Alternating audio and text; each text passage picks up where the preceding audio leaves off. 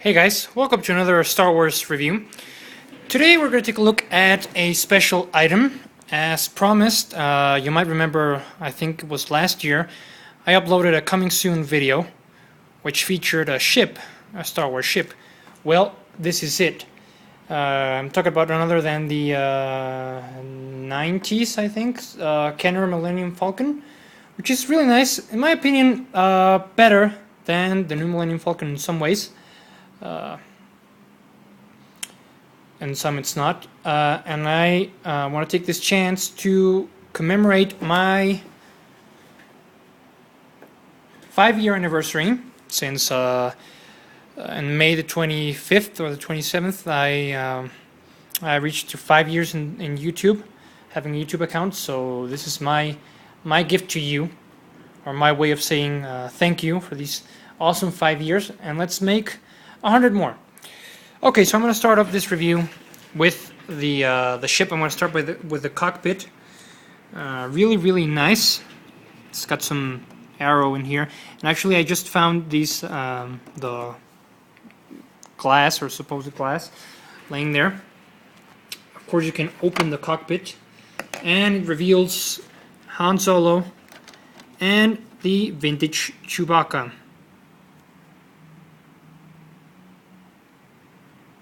Which is a great addition. What else can I show you? Well, the control panels are right here, really well detailed, and it's got some stickers there. As you might remember, back in the day, you were able to fill your ship with stickers and all that stuff. I think you can see Chewie a lot better now. This Han Solo is from the 30th anniversary collection, I think, which is really nice. It fits well. The cockpit fits 2 figures, barely.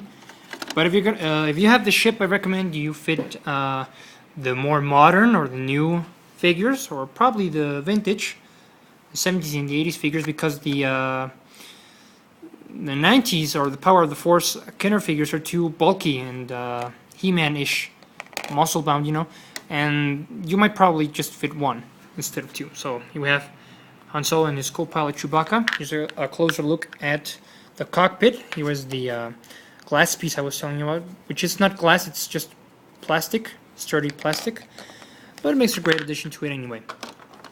You can pop the cockpit in place like so. Here we go. Let's move on to the antenna, or the rangefinder, whatever you want to call it. The rotating dish. Sorry. It's movable, of course, as you can see. Rotates 360 degrees.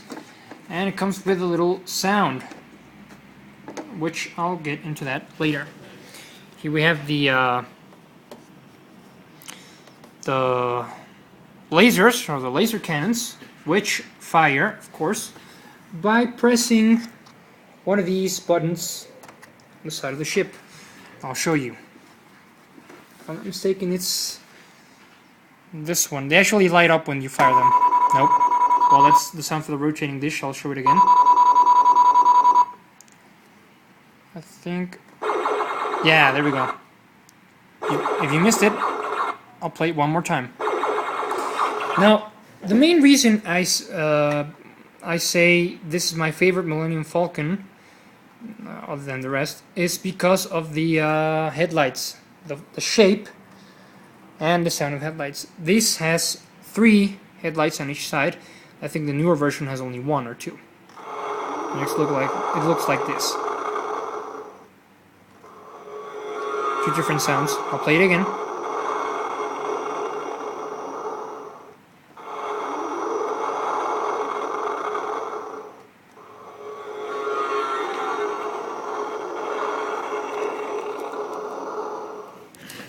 Now let's move on to the back. Another con of this ship is that the engine doesn't light up. The newer version does, so that's kind of a minor. But it has a nice sticker here, so it gives a little engine thrust effect, which is really cool. Here's where it's supposed to be the escape pod. This version doesn't have the escape pod, but if you buy the new one, it does. I mean, it's really a matter of pros and cons. Here we have the back of the ship, which can be removable. And as you can see, I have lots and lots of figures stashed in there. But here we have the cargo bay, the gaming room. There you can see the chess piece there.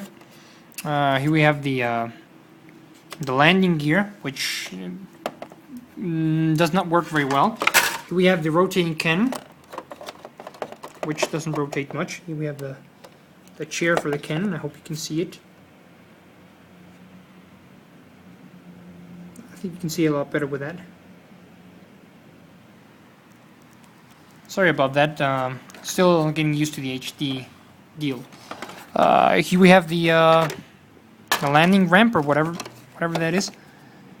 It's kind of out of place. There we go. That's more or less the ship. Well, that's basically about it. Not much to say about this because I think I've covered up the whole deal. It's a great addition, especially if you don't have a Millennium Falcon. Now, if you're a customizer like many more out there, well, maybe you can take parts from both of the ships and customize them to make one cooler ship. I take it the Hasbro version is a little bit bigger, but well, it's alright. Oh, I forgot to show you something else. Here we have some, I'll go with a flash again. Here we have some painted compartments, which are basically stickers, but if you remove them, you can you actually have a little bit of room in there. So those of you who have this version of the ship and want to do so, feel free. In my personal opinion, I wouldn't, but well, it's entirely up to you. Struggle with the cover there. There we go. Well, so this has been my review of the 90s Kenner Millennium Falcon. I hope you enjoyed it. Stay tuned for more videos. I'll be uploading much more. Thanks again, guys, for these 5 years and 2 weeks or something. And stay tuned. Until next time, take care. May the force be with us all. Later, guys.